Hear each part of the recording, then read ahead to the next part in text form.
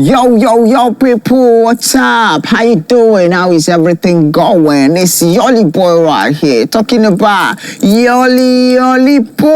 And as always, we're here on your favorite show, Let's Talk Live with YolyBoy. Hey, today on the show, we have a very interesting topic. You always know how we roll, right? Okay, and today I just feel like there's this topic that's been on my head, been on my mind, like, okay, let's discuss it today. Though it's going to be a little bit argumentative or debative, I don't know, whatever way you take it. But for me, I just want us to have fun as always. We're going to talk about Amapiano versus Afrobeat, or should I say Afrobeat versus Amapiano, any way you want to put it. So today we're going to look at a little bit of the history, a kind of a sound element, and also global influence, talking about street vibes and everything that has to do with both type of music genre in Africa. And now let's ride on. Okay, Amapiano versus Afrobeat, or should I say Afrobeat versus Amapiano? Now let's first talk about the little bit of history and origin of the two music genres. Now everybody knows that these two music genres we're talking about are all originated from Africa, but have a little slight differences.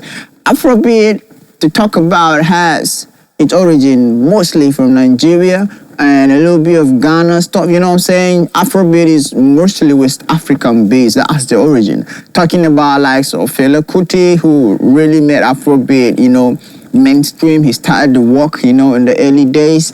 Now coming down to today's artists, talking about people like Whiskey, talking about Tiwa Savage, talking about Burna Boy. Like, we have a lot of artists who are taking Afrobeat to the global market right now. Now, let's also come down and talk about Amapiano. Unlike Afrobeat, Amapiano has its origin rooted from South Africa, and you'll know like artists like Tyler ICU, Young Stoner, Kebza, Focalistic, like all these are artists that really worked hard to see the Amapiano sound get that recognition it deserves to get. Now, with that being said, we know the origin and who do that. Now, let's come back to the sound element. That's most interesting.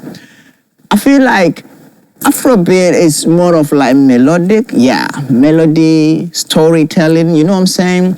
Afrobeat is more of like emotional. It has this kind of a lyric-based sound that can tell a story of love, inspiration, motivation. Like Afrobeat is rooted in deep sound, talking about, a music that tells something. You get it has to be about something, either make you dance or make you think or make you feel a certain way. That is Afrobeat for you. In the sound element, we have more of melody, and it's kind of a high energy though sometimes. Talking about Amapiano on the other hand, we all know Amapiano is mostly drum driven, lock drums and deep house sound and piano melody,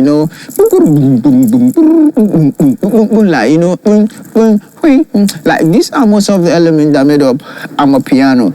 And unlike Afrobeat, Amapiano is very high energy and mostly have this mid-tempo, mid-BPM. It's not, it's mostly on a steady BPM, very low BPM, unlike Afrobeat that can go on random movement, you know what I'm saying? Like, okay, so now, these are most of the elements. And Amapiano, it's not lyric based. That's one thing I noticed about Amapiano music. It's not lyrics based, because you can find an artist singing one thing for a whole minute. You get what I'm saying?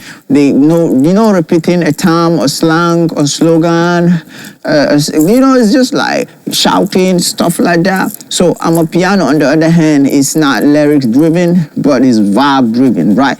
Okay, let's come back to the international recognition.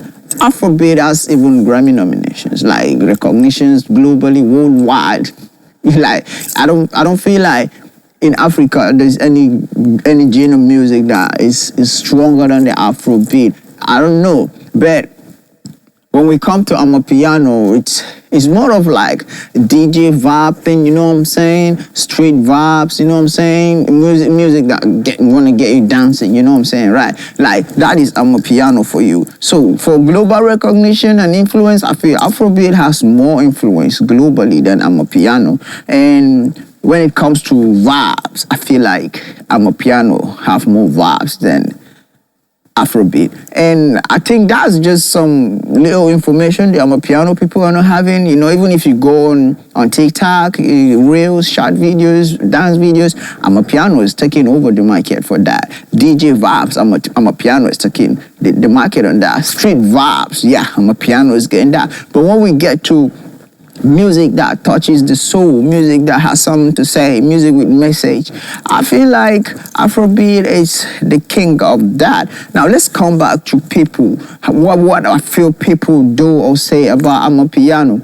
All right, Amapiano got more of the street vibes. It has most of the street talking about it.